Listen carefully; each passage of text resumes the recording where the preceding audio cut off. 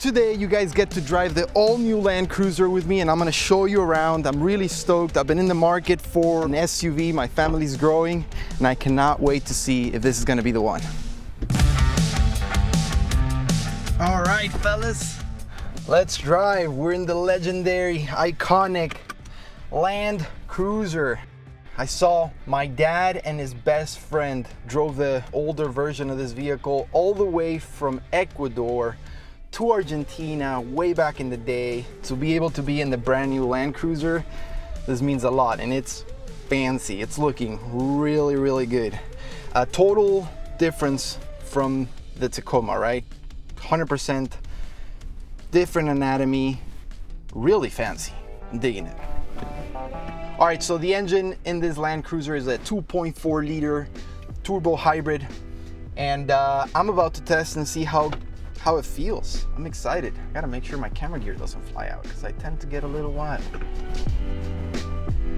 Guys, I'm really vibing with the overall interior. It looks very, very off-roady, and it kind of gives me that old school, squarish vibe, but at the same time, a mix of luxury, if you will.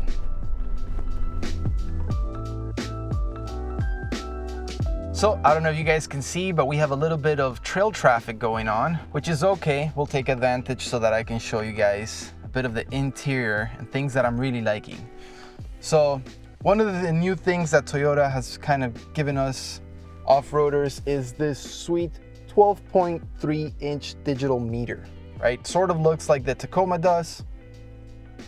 Kind of has that same theme, that same vibe. Really digging it. All right, guys, it's time for us to go through that obstacle. We're gonna set up the car real quick for that. I'm gonna put her in neutral. We're gonna push down and go to 4 low. That has now activated 4 low, so you guys can see dash there. So this button right here is for center locking differential. Perfect. One behind it is rear locking differential. And to activate that one, I can stay and drive? Yep, but you want to be going very slow to do it. We don't need that yet. You'll need it on the next obstacle, and they'll help you with that. Cool, so it's good to go for right now. Yeah, and you want to try the crawl control. Right by your right knee, you see DAC crawl. Yep. Hit that, and then it's going to show your speed right here. It's in its slowest setting. Okay. And once this will time out, and then it shows you right here. Okay, so to adjust that speed, you can turn that knob by your knee or hit the plus one right here. Yeah, but let's use the slowest setting for now until you get used to it. Cool. And that's just, it's going to do all the gas for you. You still need the brake, all right? So perfect. Okay.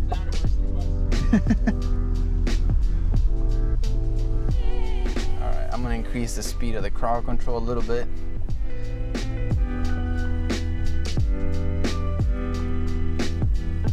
Oh, it's getting steep, fellas. And I'm not, it's just doing its thing. Oh, and I have a front-facing camera so I can see everything. That's pretty neat. So check it out, guys. Front-facing camera allows me to see everything when I was extremely steep, just looking straight up at the sky. It's amazing, because all you gotta do is look down at your screen and you see exactly what's going on in the front and sides. I'm digging that. How's it going, sir? How are you? Doing good. All right, we're gonna build off what Jeff's setup was. Okay. So this downhill section, I want you to go ahead and lock your rear differential. We get a large amount of cross axle. We get a fair amount of wheel lift as you come out of that last section of articulations. Your line choice should be more center and a little bit to the right. I'll shout at you if you're too far left. Cool, cool, cool. In a friendly way. You know where your rear diff button is? This one right here. You got it. So when you press it, just move a little forward. You'll see it blinking here in the dash. Just pushed it down. So it's blinking. Roll forward just a little bit. Once it goes solid, it's engaged. Awesome. All right. As you get to the right-hand turn, unlock that diff. You can do it in motion. I'm stoked, man. Thank you. It's about to get gnarly.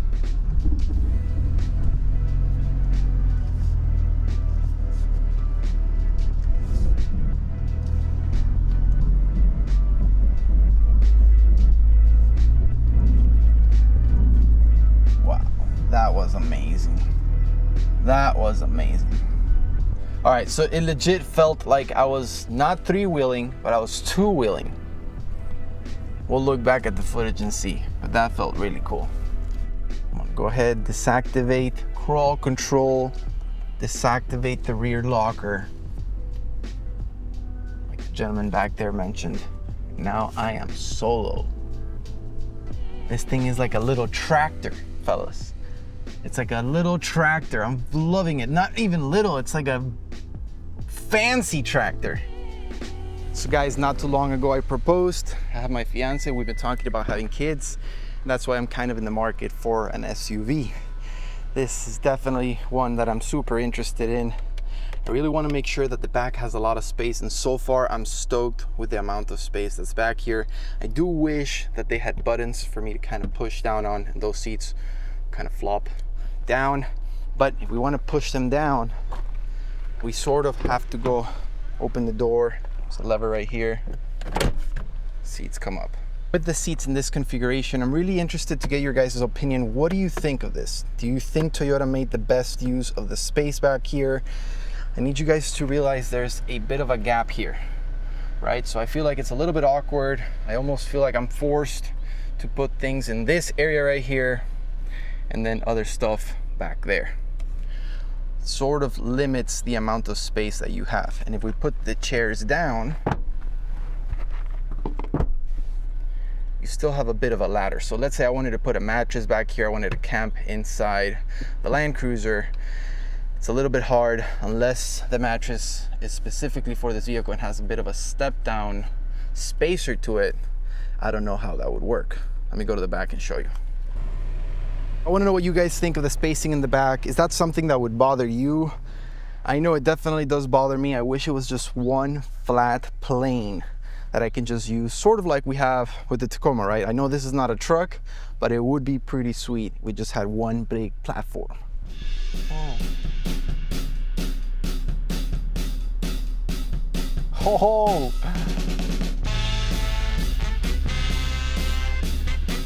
Cool. Well, guys, I'm having an absolute blast riding this thing. A little bit too much fun, I would say. All right, we got a little bit of a rocky section here. Cool, we have a spotter in front of us.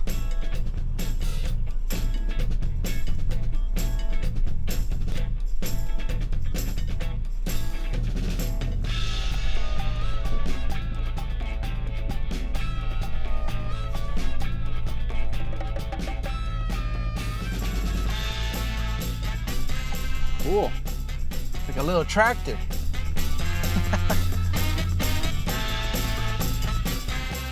All right guys, so I was kind of showing you all the things that I really like about the interior. One of them being the air vents. Really dig how these air vents look, how they move around. The buttons, so easy on the touch, right? It almost feels like I'm inside a plane, right? It gives me like plane vibes, like really nice. Love how I control basically the different drive modes. So here, you know, you choose your drive mode, you play around with this, and that's where you see it all come to life, right? So right now I'm on eco mode, and move that. We go up to normal mode and then sport mode, which feels great. Then if we go back here and I click on multi-terrain select, now it gives me a couple more options, right? And still using that knob, I can go from auto to dirt to sand, mud, or deep snow, baby. And then as you guys got to see me drive, we did the crawl mode, right? So we click on that and that just activates crawl mode, which is awesome. You get to control the speed.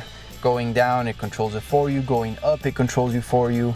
And then this knob just becomes the speed control, right? So if you don't like the speed that you're going at, you want to go a little bit faster, you move it up.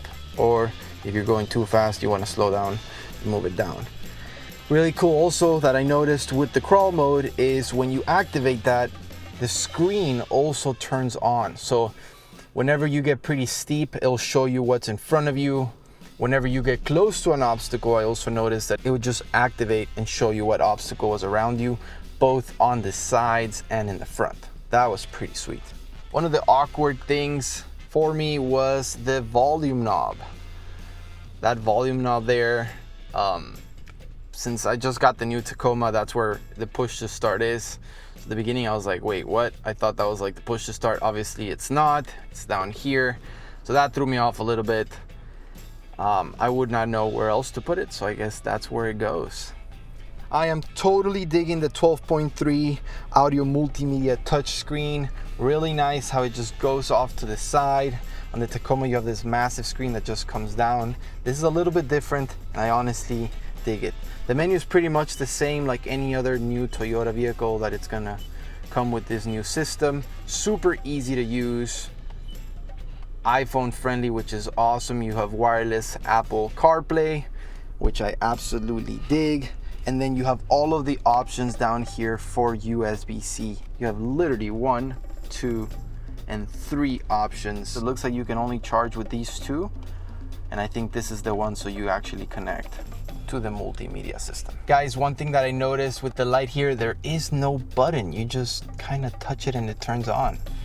I have not seen that on any other Toyota before. So instead of it being like a push to turn on, it's just a touch. That's pretty sweet.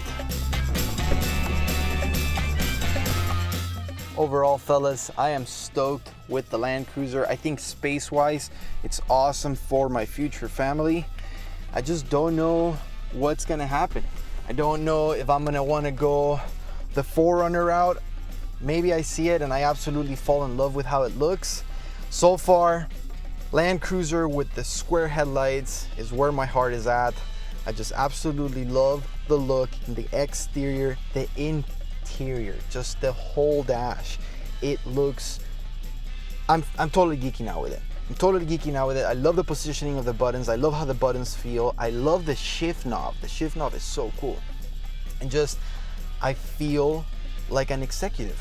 I feel like an executive just sitting on it and just picturing myself with my future wife, my kids in the back, and knowing that this thing can just go absolutely anywhere in style. Also a vehicle that, hey, we're going to dinner tonight, we gotta look good, we gotta dress fancy, right? It's a vehicle that you can pull up to a nice restaurant and it'll look good, it'll look stylish, and it's also a vehicle that you can take out to the middle of absolutely nowhere and it'll take it like an absolute champ. The only downside that I really saw, and you guys probably heard me ramp about it throughout the entire video, is the back seats. When they fold down, I would have loved for Toyota to just give me a flat platform. I think I just need to stop thinking this is a truck. I need to stop thinking with that mentality and just kind of get over it. I don't think the 4Runner is gonna be any different. Let me know what you guys think. If you guys enjoy this video, make sure to smash that like button. If you haven't already done so, make sure to subscribe to Yota Force. We're bringing you all Toyota off-road content, everything from stock all the way to fully upgraded. You're not gonna wanna miss it. We have tons of awesome videos coming your way. See you on the next one.